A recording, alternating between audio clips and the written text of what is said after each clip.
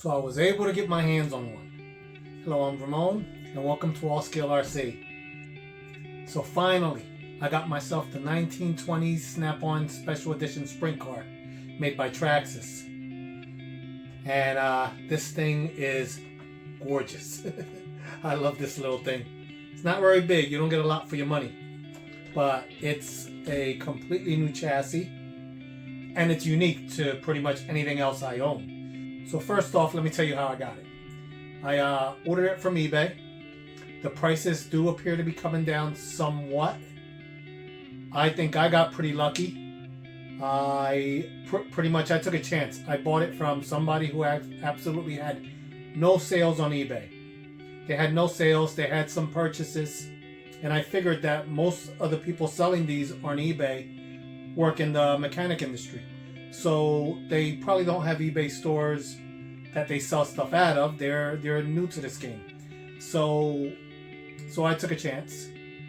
And at first I got nervous because when he sent the tracking number over for shipping, it was a USPS tracking number, and I'm like, I think that this would be kind of too big. This box would be kind of too big for something that USPS would ship. So I was a little nervous, but I, waited to see what would happen, see if it actually starts shipping. And about 2 days later, I messaged him because it still didn't ship, and he said he was shipping it out on the weekend because he was busy with work. So I'm like, okay, that's understandable.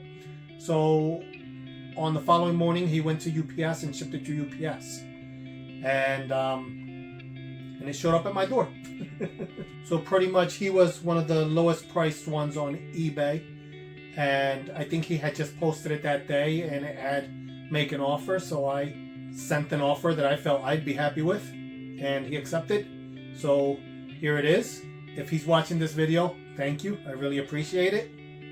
But here's the car, and it is I love it. Absolutely love it. So let's go over the body a little bit. On this side you have your carburetors. I believe these bell looking things are vents. They are not intakes, because your intakes are right here on your carburetor. Sucks in air right through the carburetor. And this right here would be your fuel pump.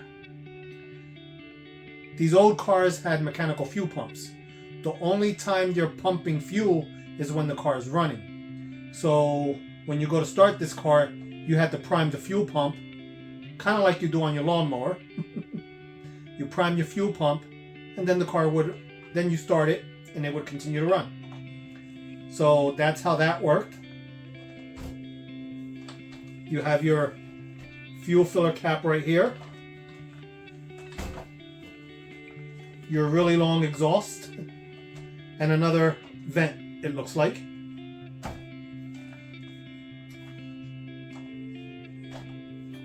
All these trailing arms on the side, I wish they were metal, but they are plastic. And this black one here, that's a plastic trailing arm. Same thing goes on this side. Now here's your steering bell crank, and this arm is metal, and your steering arms are metal.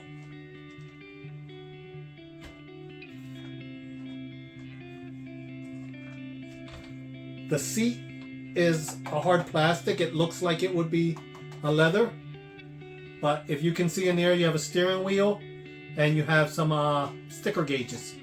They're not real. It has these black things here are Hartford shocks, and it has a fake leaf spring going across right here, and it has a fake leaf spring in the back as well.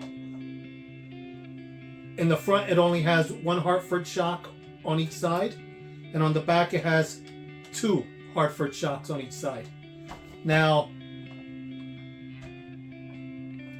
they have a spring that wraps around the outside, and the front almost feels as it's actually dampened, almost like an actual real shock, but the rear feels, to me, it feels springy. It doesn't feel dampened as much.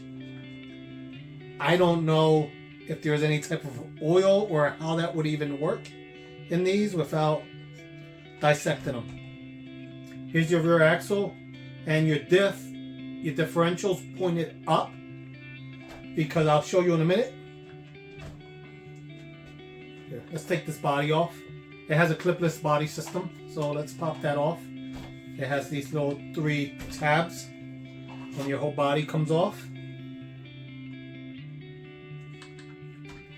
Let's move this over here. Now this is pretty cool. Your motor's mounted vertically, and here's your transmission, and it has a telescoping drive shaft. So when your axle goes up and down, it telescopes.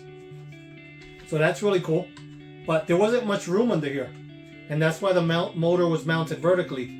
Since your battery goes along here, straight underneath the ESC, that whole compartment is for the battery. You have your servo right here. That servo is a 2075 servo. And then here's your radio box. It does have a gyro. I think that's because of the TQI system. And basically, right in between your radio box and your ESC, well, between your radio box and your servo, that's where the front clip goes. So there is absolutely no room under here. This thing cannot bottom out. That's as far as it can go. Oh, also, I wanted to mention the front tires are a lot harder than the rear tires, and that's probably for grip, I'm guessing. So it'll bite down, but the front ones are a lot harder. So this is powered by the BL2S brushless system. I think, I am not sure, don't quote me on this, but I thought I saw somebody throw a 3S in here. I could be wrong though. Now this comes with a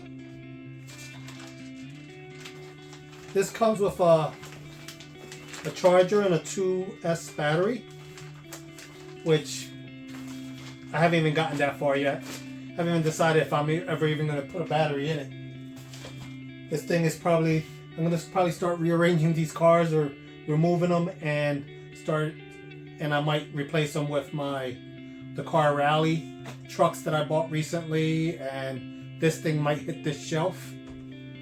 I don't know if you guys notice, I like more of the I like a lot of the not so ordinary cars. A little bit less common.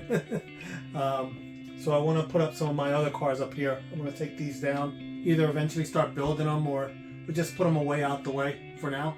So I don't know if TRAXXAS will ever release these in a different color scheme or something else. I guess it's whatever agreement they have with Snap-on. It sure would be cool if they did. I mean, it would probably hurt the value of mine. But at the same time, I'd get another one and probably throw some Black Mamba tires on here or something and actually run it up and down the sand. It'd be pretty cool. Now, people are saying that the prices for these on eBay were high. Now, I heard, and I don't know how true this is, but I heard that each Snap-on rep gets 2 of these cars, is able to get 2 of these cars. And basically they were holding auctions. So if you spent a certain amount with Snap-on, you were able to enter an auction to be able to purchase one. Don't know how true that was, but regardless of it, it sounds like these aren't even easy to get for people with Snap-on accounts. But I have mine. I'm happy. I love it. And I'm going to find a happy place for it in my collection. Let me show you another. I don't have a lot of TRAXXAS cars, but I like collecting the rare ones. So here, let me show you this other one. Here's my other TRAXXAS car. John Force funny car. I believe this one is this one's a Mustang. A Mustang funny car. I've never driven this. Okay, so there you go. There's my TRAXXAS Castro Ford funny car, which was driven by John Force. Got this a while ago. I got this at a auction. Unfortunately, somebody passed away, and I bought it from an auction. But this is a pretty cool car as well. Rear-wheel drive. I don't know if I'll ever run it. I'm too scared to. I have a second body for this, but I don't know if I'll ever run that.